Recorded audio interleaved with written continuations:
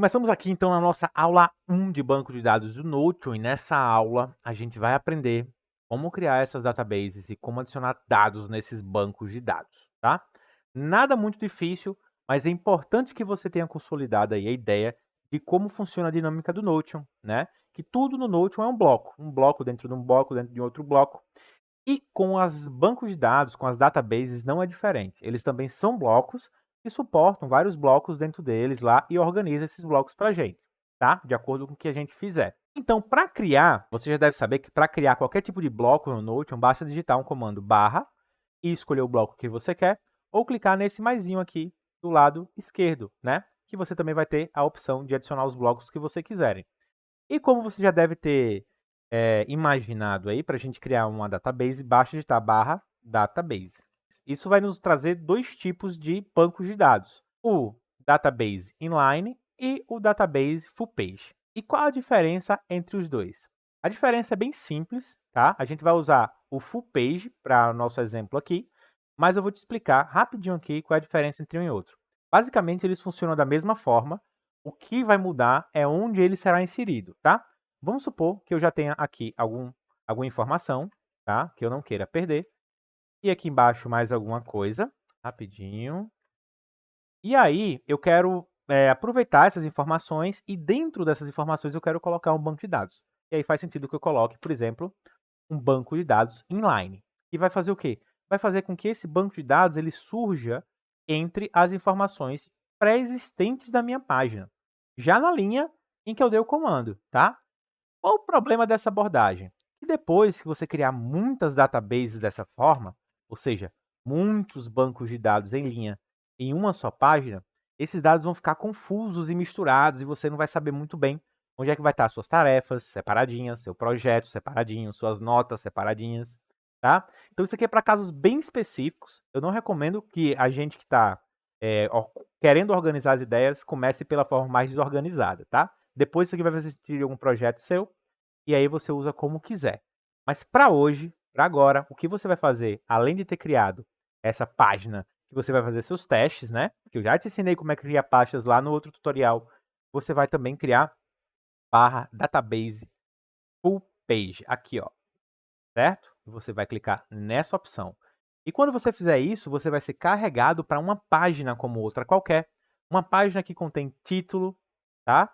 Que dá para colocar ícone, dá para colocar um cover, uma descrição, como eu já mostrei para vocês anteriormente. Mas a gente não vai fazer nada disso, que dá para compartilhar, que tem suas respectivas opções. Então isso aqui é uma página como qualquer outra, vocês concordam? A diferença é que a gente tem uma tabela de dados. E cada linha dessa é um dado diferente, tá?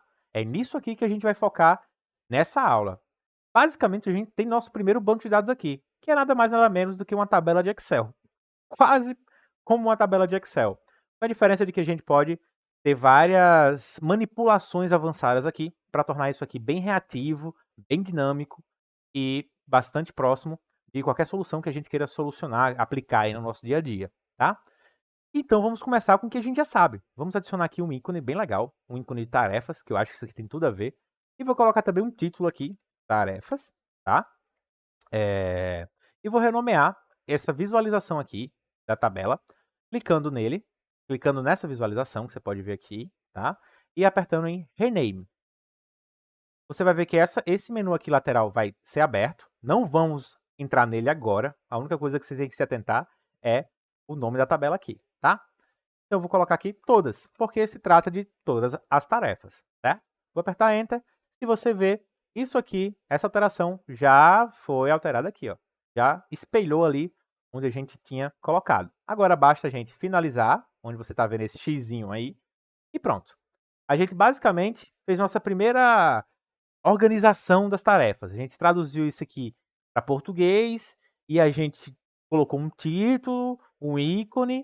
Se a gente voltar aqui para o Super Dashboard, ou seja, para onde a gente criou esse banco de dados, você vê que já está aqui, ó, tarefas. E quando você clicar, suas tarefas já vão estar aqui. Mas que tarefas são essas, Samuel? Vamos criar tarefas de vários aspectos da nossa vida para fazer sentido a necessidade de organizar. Então, eu vou criar tarefas da faculdade, tarefas pessoais e tarefas do trabalho, tá? E depois a gente vai ver como é que a gente organiza isso. Eu vou fazer dessa forma e vocês podem seguir passo a passo como eu tô fazendo aqui, tá? Sem nenhuma bronca. E aí a gente vai ficar bem parecido o meu projeto com o de vocês, fica bem fácil de acompanhar.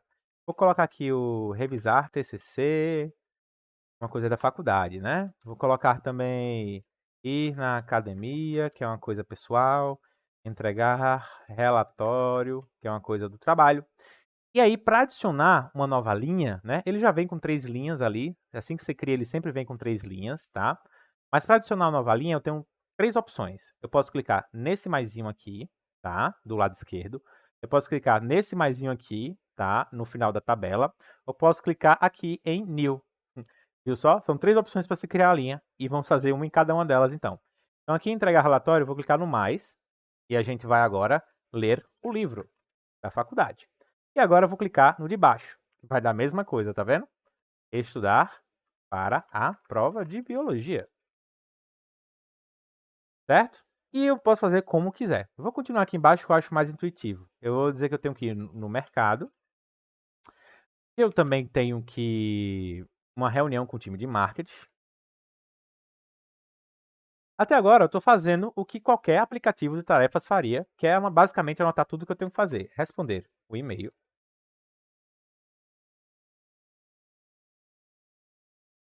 E marcar um médico.